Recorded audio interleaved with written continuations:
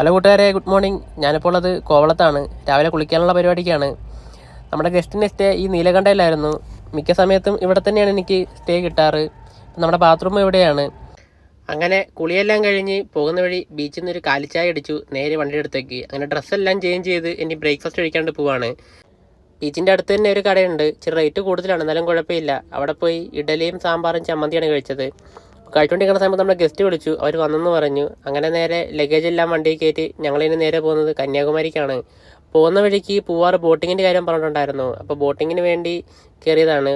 അങ്ങനെ നമ്മുടെ ഗസ്റ്റിനുള്ള ബോട്ട് വന്നു. അവരെ നേരെ ബോട്ടിങ്ങിന് പോയി. പിന്നെ നമുക്ക് കന്യാകുമാരിക്ക് പോകാനുള്ളതുകൊണ്ട് സ്പെഷ്യൽ പെർമിറ്റ് എടുക്കണമായിരുന്നു. അപ്പോൾ അതിനുള്ളൊരു ഏജൻറ് ഉണ്ടായിരുന്നു. അവരെ കൊണ്ട് പെർമിറ്റ് എല്ലാം സെറ്റ് ചെയ്തു.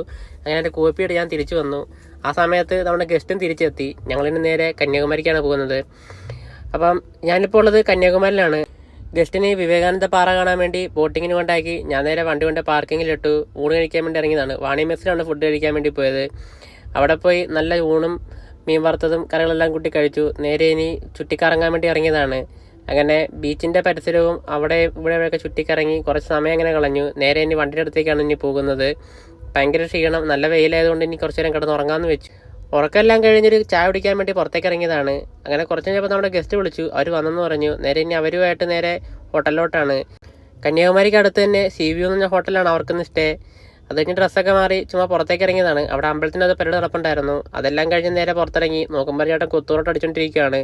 തൊട്ടടുത്ത് തന്നെ ഒരുപാട് മീനുകളെല്ലാം നിരത്തി വെച്ചിട്ടുണ്ട് വറുക്കാൻ, മസാലയൊക്കെ പറ്റി വറുക്കാൻ വേണ്ടി.